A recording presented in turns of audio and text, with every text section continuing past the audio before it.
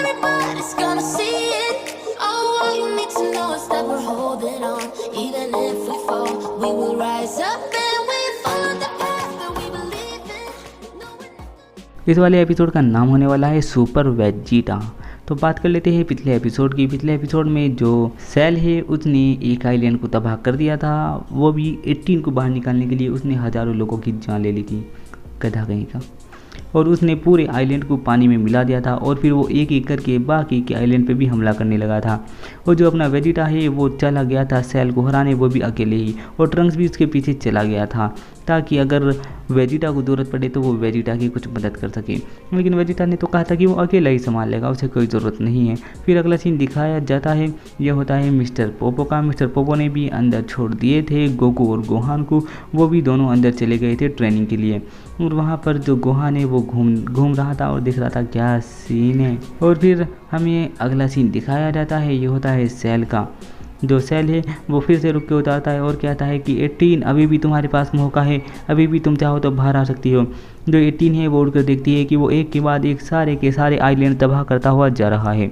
और जो 16 है, 16 छोटी छोटी गिलहरियों के साथ खेलता रहता है और 18 उसके पास आती है और आकर कहती है कि तुमने तो कहा था वो ऐसा नहीं करेगा, वो एक भी आइलैंड को तबाह नहीं करेगा। जो 16 है वो कहता है कि अरे मैं गलत था, मुझे माफ़ करना, मुझे नहीं लगा था कि वो ऐसा कर देगा।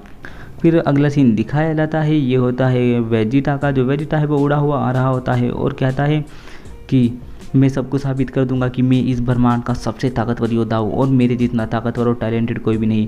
और उसके पीछे जो ट्रंक्स होता है वो कहता है कि अरे यार डर ने तो फिर से अपनी पावर बढ़ा लिया, मुझे भी बढ़ानी होगी। और वो भी सुपर सैयन बनता है और वेजिटा के पीछे उड़ने लगता है।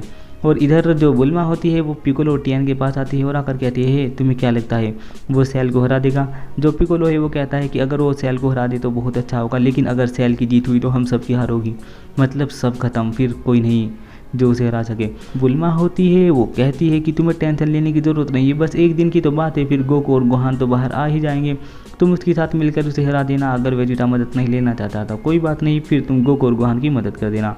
फिर हमें गोकू और गोहान दिखाए जाते हैं। गोकू से बताता है कि ये गोहान यहाँ की ट्रेनिंग बहुत कड़ी होने वाली है और हाँ तुम उधर सो जाना, मैं इधर सो जाऊँगा। और यहाँ जो हमारी ज़रूरत की सामान है वो सब कुछ मौजूद है, यहाँ पर 1 साल का खाना भी है।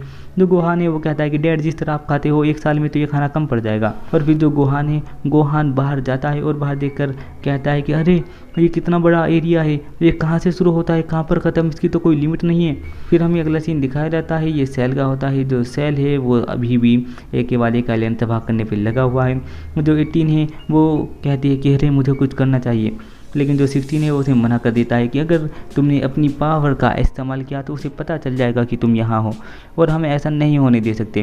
प्लीज़ ज़रा सी भी अपनी एनर्जी का इस्तेमाल मत करो, ज़रा सी भी हलचल मत करो। और जो सेल होता है वो मुस्कुराने लगता है और कहता है अब बस एक ही आइलैंड बचा है, अब मुझे पता है कि तुम सब कहाँ हो। और वो उड़कर आ जाता है उस आइलैंड पे और आकर खड़ा हो जाता है, मतलब उड़ता रहता है और हवा में कहता है कि 18 अब तुम्हारे पास आखिरी मौका है, अगर तुम अभी बाहर नहीं आई तो अब मामला ख़त्म।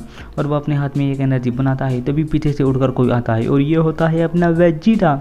और वेजिटा आकर उसके सामने खड़ा हो जाता है और सेल उसे कहता है अरे ये तो तुम हो वेजिटा। जो सेल है और कहता है अच्छा तो फिर तुम जरूर सेल होगे। और जो 18 है वो उड़कर आती है और आकर देखती है क्या वेजिटा इसके साथ है, ये यहाँ क्या करने आया है।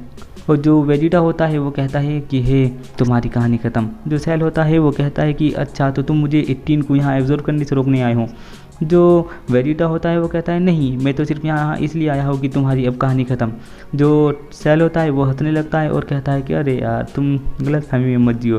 जो वेजिटा होता है उसे बताता है कि अरे तुम्हारे अंदर मेरी सेल है, फिर भी यार तुम इतने बदसूरत दिखते हो, मेरी सेल की धज्जे उड़ा दी यार तुमने। जो सेल होता है वो कहता है कि अरे तुम्हें खुश होना चाहिए कि दुनिया के सबसे ताकतवर योद्धा के अंदर तुम्हारे सेल है।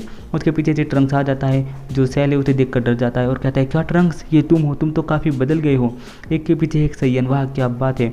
जो वेजिटा है वो कहता है कि तुम्हें उसकी टेंशन लेने की ज़रूरत नहीं है, वो सिर्फ यहाँ पर लड़ाई देखने आया है क्योंकि इसे मैं अकेला ही ख़त्म कर दूंगा। जो 18 है वो ये देखकर चौंक जाती है क्या ये अकेला ऐसे लड़ना चाहता है, पर मैंने तो पहले इसे अकेले ही हरा दिया था। जो 16 है वो उसे बताता है कि जो वेजिटा है पहले के हिसाब से बहुत ज़्यादा ताकतवर हो गया है, वो मुझे बदला हुआ लग रहा है। तो 16 कहती है इसका मतलब ये मेरे साथ वहाँ सिर्फ खेल रहा था जहाँ मैंने इससे लड़ाई करी थी। जो वेजिटा होता है वो कहता है कि तुम्हें पता चल जाएगा सेल थोड़ी देर में कि यहाँ दुनिया का सबसे ताकतवर योद्धा कौन है। जो वेजिटा होता है वो अपना पावर लेवल बढ़ाना शुरू करता है, एक सुपर साइयन का पावर लेवल बढ़ाने लगता है। फिर हमें दिखाए जाते हैं पिकोलो और टीएन। जो पिकोलो है, पिकोलो कहता है कि तुम्हें ये महसूस हो रहा है टीएन, ये एनर्जी वेजिटा की है और वो बढ़ती जा रही है। पिकोलो चलता हुआ साइड में जाता है और अपने जादू से अपने कपड़े पहन लेता है। दूसरी साइड हमें दिखाए जाते हैं गोहान और गोकू।